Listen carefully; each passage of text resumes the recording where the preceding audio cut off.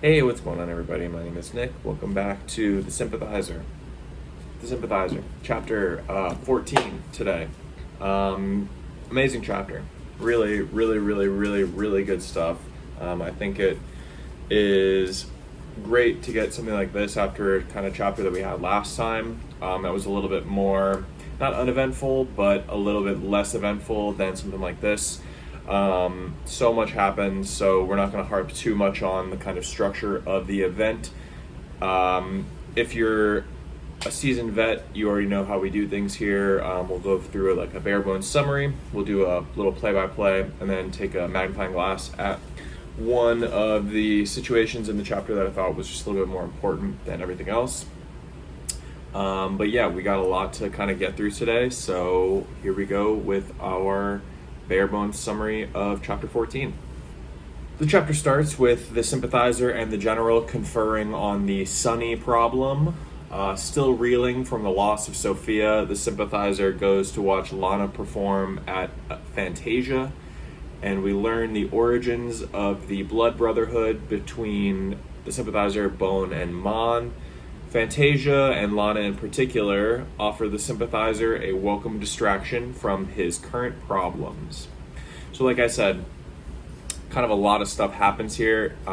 We are realistically only in two places in this chapter. We're in the general's office, and then we're at Fantasia, so similar to last chapter, we're not jet setting or anything, but we are getting a lot of really good information about the sympathizer's background. We're getting kind of more into the relationship that is budding with Lana. We get some really good Bone stuff in this chapter as well, kind of towards the end of it. And then, of course, we get the Blood Brotherhood stuff, which I personally have been kind of waiting for the story to come out about the kind of synthesis of their relationship. So that's what we're going to kind of look at a little bit deeper today, just because I do think that's pretty important in the overall narrative, and it's important to the sympathizer's character as well as arguably one of the other most important characters in the book, who is Bone.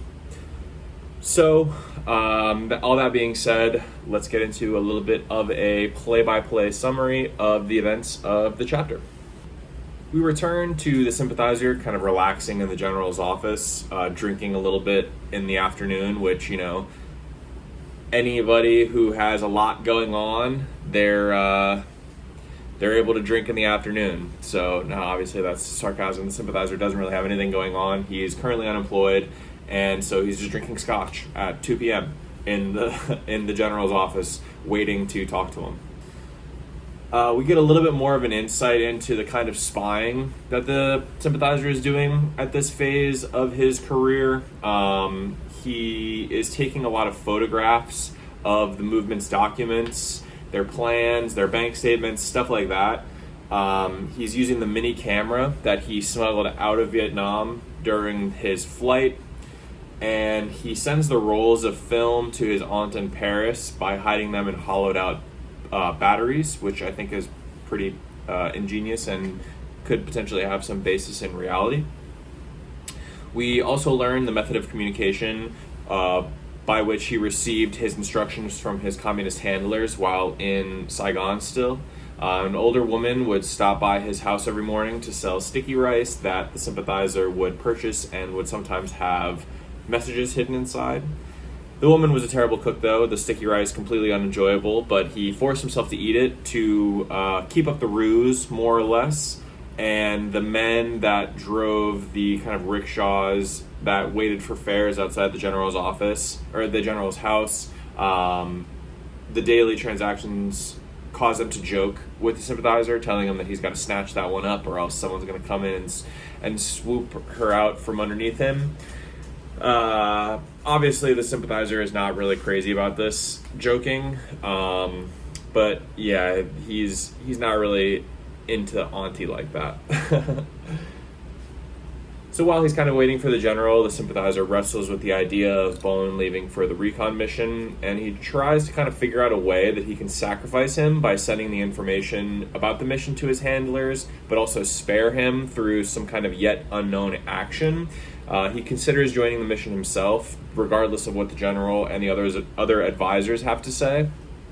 I think that this is really going to be the driving conflict over the next set of chapters, I want to say. The general's mission for Bone and the affectless lieutenant and the grizzled captain. The sympathizer, he's of two minds, right? He wants the mission to go forward because obviously it's going to end up a failure because of the information that he's providing to the communist handlers, but he wants it to succeed because he doesn't want Bone to end up dying. So it's, we're dealing with the man of two faces here. He's got vested interest in both successes, let's say. The general returns to his office at the liquor store, which the sympathizer refers to as his war room, which I think is funny. But he returns after the lunch rush at the pho restaurant and pours himself a stiff one. The sympathizer and the general converse about Sonny's article that was face up on the desk when the sympathizer was waiting. The general is pretty furious at the leaks that the movement seems to be springing, but the sympathizer attempts to console him by saying that there's enough men in bad enough situations that all Sonny really has to do is walk around with a bucket and he'll have enough information for a story. So he's kind of trying to soothe the general a little bit here while also, making it seem like it's not him, because it really was him. Honestly, I mean, Sonny didn't get the information from him, but when he confronted the sympathizer about it at Sophia's house, the sympathizer was, obviously in a bit of a state, so he didn't really handle it as best as he could, I don't think. And I think that the general is not suspicious of the sympathizer at this point, but he's just angry and, willing to place blame on anyone in order to kind of vent that frustration. Unfortunately, the sympathizer is, like I said, the target for that frustration. The general is once again disappointed by his judgment. He talks about how he would never suspect the major because of him being fat, and he also says that in the case of Sonny, it's important that the general never knew about his kind of left-leaning during his introduction to Sonny and all of the time that him and Sonny had spent together. So he feels a little bit betrayed by the sympathizer at this point, for good reason. I mean, the sympathizer is literally spying against him, but I don't really think that he feels that way now. I don't think that he suspects the sympathizer of being anything other than just a poor judge of character at this point. The general lashes out at the sympathizer and kind of leaves him with a vague statement. He says something may need to be done, which I think that we can all kind of assume means that Sonny might have to get plugged, as they say. The general doesn't really talk about this kind of stuff, obviously for, purposes of plausible deniability, but I think that this is more or less an order that the general is kind of passing down, at least to get the ball rolling in the sympathizer's head in order for him to kind of figure out the steps that need to be taken when something does end up needing to be done. After their confrontation, though, the sympathizer is kind of left to consider the implications of the general's statement.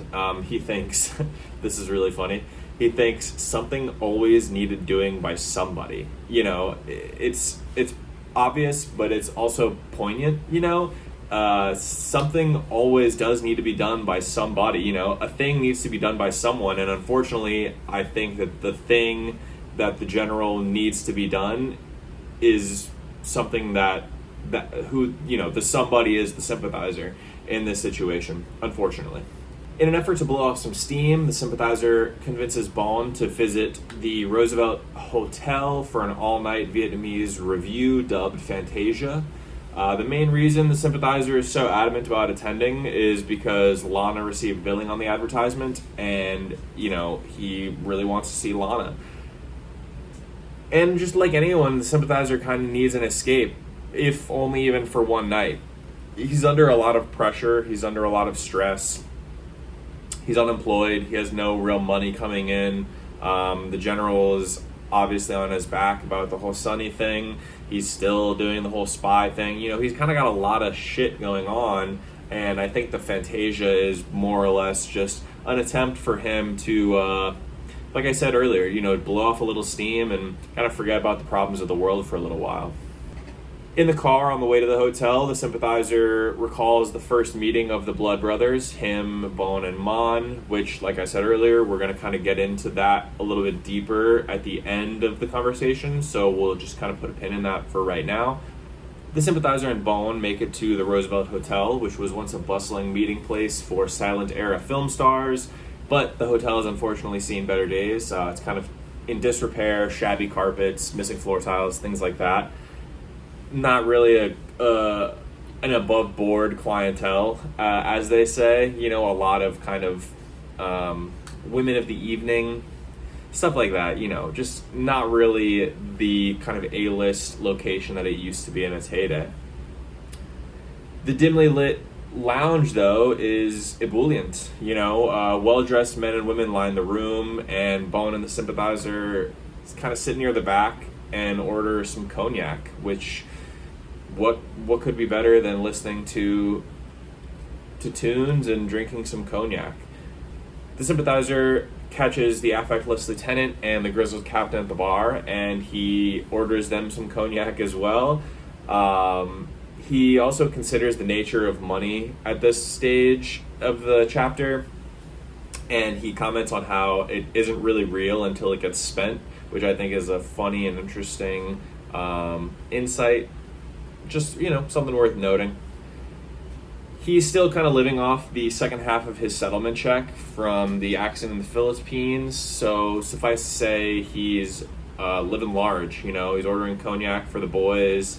He's not really working, so he doesn't really have anything else going on, but he's got the bread, so that's really all that matters. We are then introduced to the MC for the evening, a man the Sympathizer refers to as the Poet. Now, the Poet was published widely in Vietnam, and he had written a few articles in Sonny's newspaper on the differences between Vietnamese and American culture and the bridge that could kind of span the gulf between the two of them.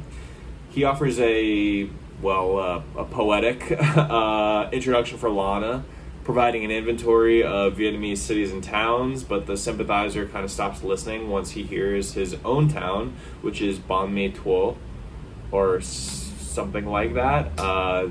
I'm not obviously Vietnamese, so my Vietnamese pronunciation is garbage. But he considers his history there and the history of the city itself and the overall kind of timeline of the war. It was one of the first places that the NVA kind of broke through and were able to establish a foothold in the center to the southern portion of Vietnam. The Poet introduces Lana to a raucous audience, and the Sympathizer is immediately entranced by her. From her appealing outfit to the power of her song, the Sympathizer yearns to spend the evening with Lana.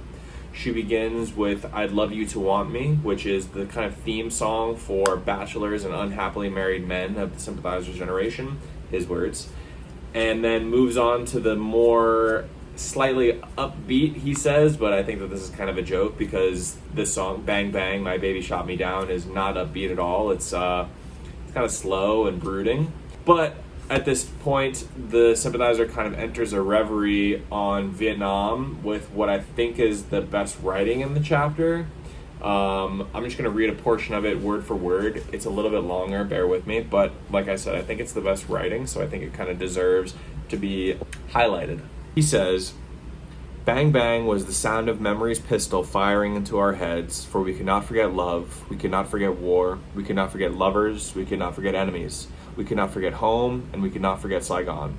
We could not forget the caramel flavor of iced coffee with coarse sugar, the bowls of noodle soup eaten while squatting on the sidewalk, the strumming of a friend's guitar while we swayed on hammocks under coconut trees, the football matches played barefoot and shirtless in alleys, squares, parks, and meadows, the pearl chokers of morning mist draped around the mountains, the labial moistness of oysters shucked on a gritty beach, the whisper of a dewy lover saying the most seductive words in our language, an oi, the rattle of rice being threshed, the working men who slept in their cyclos on the street, kept warm only by the memories of their families, the refugees who slept on every sidewalk of every city, the slow burning of patient mosquito coils, the sweetness and firmness of a mango plucked fresh from its tree, the girls who refused to talk to us and who we only pined for more, the men who had died or disappeared, the streets and homes blown away by bombshells, the streams where we swam naked and laughing, the secret grove where we spied on the nymphs who bathed and splashed with the innocence of the birds,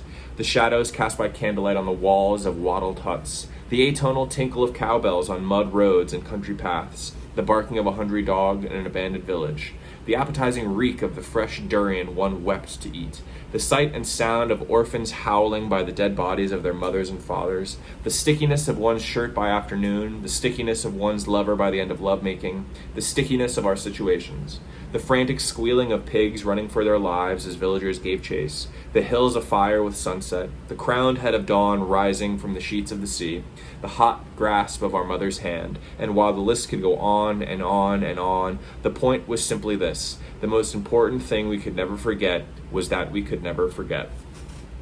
So like I said, that I think might be like short list for some of the best writing in the book. Even I know that we're dealing with the poet in this situation, so I think the Sympathizer's kind of playing up his own poetic chops, you know.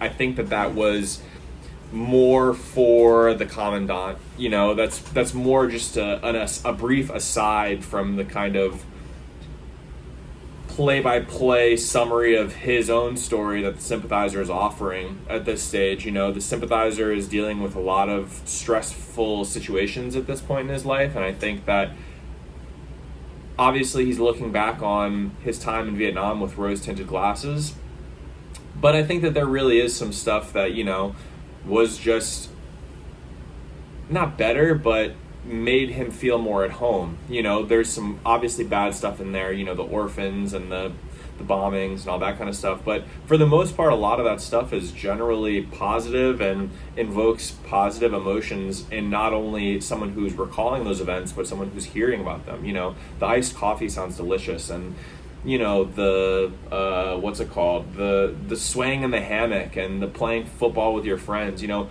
all of that kind of stuff really does sound generally good. So I think that it's kind of interesting for the Sympathizer to reconcile the good with the bad in this. You know, a lot of the time we look at our own history, like I said, with rose-tinted glasses, we kind of gloss over the bad things in order to focus more on the good things. And I think that he does that here. You know, it's like 70% good and 30% bad, but still, you know, he does mention some stuff that was negative. The homeless people sleeping in the streets, and like I said, the bombings and the orphans and all that other kind of stuff. But yeah, I just thought that was really some of the best writing, not only in just this chapter, but at least as far as we've gotten in this book. So I just wanted to shout it out and read it word for word. After Lana finishes her first set, the Sympathizer is compelled to try his luck with her. We get a little of the Sympathizer's theory on approaching women here, and it's kind of interesting to see it work in real time. You know, he's really shy around American women, but I think that because Lana is also a Vietnamese person, and because he has this history with Lana, he's a little bit more easygoing when it comes to trying his luck with her. He strikes up a conversation with Lana, and after offering a cigarette for her, he once again brings up Miss Maury. I think that it's important to note here that even now, even though he's obviously, you know, his relationship with Miss Maury is obviously over and done with, and there's the whole Sonny problem, not only the fact that he's currently sleeping with Miss Maury, but the fact that he might have to get killed by the Sympathizer or Bone. I don't know, we'll see where that goes. I just think it's interesting, and even especially when he's doing something for Lana, you know, it just shows that he really did have true feelings for Miss Maury, and I think that it's important to kind of highlight that when we get examples of that. The flirtation kind of continues, and the Sympathizer offers an interesting diatribe on the cultural value of cleavage. some more really great stuff here. The Sympathizer obviously is feeling himself in this chapter. He's got a little bit more sexual energy at this stage of the chapter. And it really honestly just becomes more and more intense as the chapter progresses. He finishes cigarette number 2, and by his logic, he has a fighting chance on the beachhead of Lana's body. Lana sings a few more numbers, and in between, the Sympathizer learns more about the young women, her romantic history, her alcohol preferences, some of her political leanings, that kind of stuff. He talks about how she's talking his ear off, basically. The Sympathizer invites Bone to join them, and he and Lana have a good old-fashioned catch-up while the Sympathizer admires Lana's legs. When asked about his wife and child, Bone replies coldly with, "They're dead," and pretty much immediately starts weeping. The Sympathizer is kind of shocked at his candor, and Lana immediately clutches him in consolation. Bone weeps in her arms while the Sympathizer considers his desire, more like his desperation, really, to be romantically involved with Lana, and the chapter ends. So like I said, we got so much going on in this chapter, it's hard to kind of pick a most important thing that happens. But for me, I thought that the story about the Blood Brotherhood stuff was more or less the most important, just because of its implication in the overall narrative. I think that its value extends as far back as the beginning of the story, and I think it extends as far forward as the end of the story, because obviously he wants Bond to be safe in this upcoming mission situation that he's got going on, and we know that Mon is still back in Vietnam, so maybe they'll eventually lead to each other once again. But we know that the relationship between Bone, Mon, and the Sympathizer is pivotal. It's a pivotal element of all of their identities, and I think that the origin story of the friendship is incredibly valuable in kind of understanding the motivations and their plans and their actions up to this point, you know. So, like I said, we're going to kind of put a magnifying glass on the actual events themselves and then kind of talk about the repercussions that I think there will be in relation to the relationship. So the Sympathizer kind of begins this section by talking about the insane nature of the blood oath sworn by the young men and the continued insanity of believing in that oath as grown adults. He outlines his first meeting between the Blood Brothers in the early days of the lycée. On a football pitch, the Sympathizer is singled out by a group of older, stronger, and taller boys because of his novelty to the school. Mon speaks out against the group, chastising them for singling the Sympathizer out, but the group turns on Mon as well for coming to the defense of the new student. Mon and the Sympathizer then begin to fight back against the bullies, but due to the overwhelming odds, they quickly near defeat. Bone, another new student, jumps into the fracas and takes Mon and the Sympathizer's side for some reason, attempting to defend the two young men from the larger group. The three are summarily dusted due to them being outnumbered 5-1, pretty obvious. But they come away from this experience elated, is what the Sympathizer says. You don't really hear the word elation when dealing with getting an ass whooping, but that's apparently what they walk away from it with. The three men sneak out of their dorm rooms that night and swear an oath of blood brotherhood in a tamarind grove, recognizing each other as kin realer than any kin they've had thus far. So I think it's important that we get this story kind of at this stage of the narrative, because it helps us to understand why the Sympathizer is so intent on keeping Bone alive. You know, the Sympathizer views this relationship with Bone as kind of a tie back to a simpler time in his life, and obviously Bone is realistically the Sympathizer's only friend, definitely his best friend, maybe his only friend in America. But unfortunately, he has a difficult relationship with him because he's pretty much lying to him every second of every day about his identity, you know?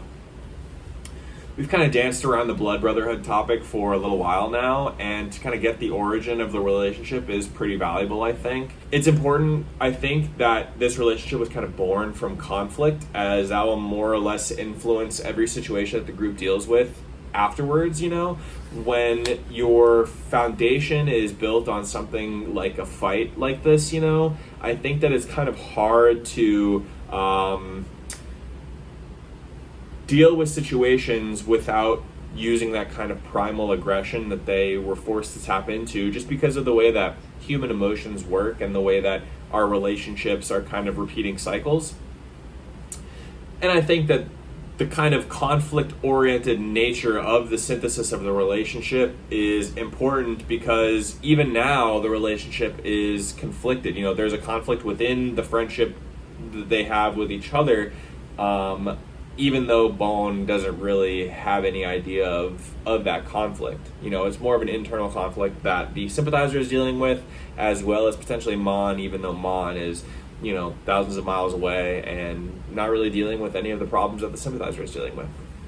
The young men see each other as family, and they swear to protect each other, which implies the inescapably violent reality that the men live in. I also think that the Sympathizer is trying to kind of justify his desire to keep Bone safe from harm with the retelling of this story. At the beginning of the chapter, he kind of ruminates on how he can please both the communists and save Bone, but it's kind of an impossible task. I don't think that it's a secret that these two desires are irreconcilable, and that the Sympathizer is kind of having to make a choice at a certain point. But I think that at this stage of the story, the Sympathizer is kind of trying to offer a more detailed and fully realized picture of the relationship that the men share, and kind of explain why it's so important that he tries to keep Bone safe. I think that he is going to have to make a choice eventually, and when he does make the choice, this story is going to kind of be not a reference, but obviously everything builds on top of each other. And I think the decision that he makes about Bone or about Mon or about the two of them together, I think that it is important to kind of understand the synthesis of the relationship in order to understand the decisions that are made kind of at the tail end of the relationship. I'm not saying that we're at the tail end of their relationship now, but I think eventually one of these shoes is going to drop, and something bad is going to happen. It does say something that the young men say that they're realer kin than any that they've ever had before. Bone comes from a pretty alright family from what I can remember, as well as Mon.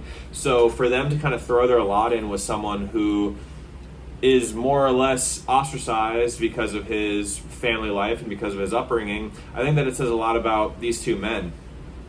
I think that it says a lot about their ability to kind of judge character and more or less provide protection for those who need it and aren't able to defend themselves. I think that it's also interesting that Bone is a Republican and Mon is a communist. I think that there is kind of a more important and a more like ethereal conversation that can be said. Mon is more or less the Sympathizer's ideology, but Bone is more or less the Sympathizer's reality. He's not with Mon all the time. He's not in a communist country. He's not able to really reap the benefits of the system that he so passionately espouses, but he is living with Bone. His bunk beds with Bone are kind of his reality, while Mon is more or less this kind of lofty ideal that he doesn't really even get to experience, regardless of his role in the war or the revolution. So honestly, I think that might be it for this chapter. We're kind of getting a little bit close to the time that I like to keep these things at, and I honestly don't really have too much left to talk about with it. I hope you enjoyed the conversation. Let me know if I missed something. I'll be happy to shout it out in the next video. Let me know what you thought about the chapter. I thought it was great. I thought it was one of the better ones we've had. Obviously, I think it was better than the last chapter. But yeah, I thought it was really amazing, and I'm excited to see where Lana and the Sympathizer's relationship goes, as well as the Sympathizer and Bone's relationship, because this mission is coming quick, and it'll be interesting to see how everything kind of shakes out. Okay, thanks so much. I appreciate you checking it out, and I look forward to seeing you on the next one.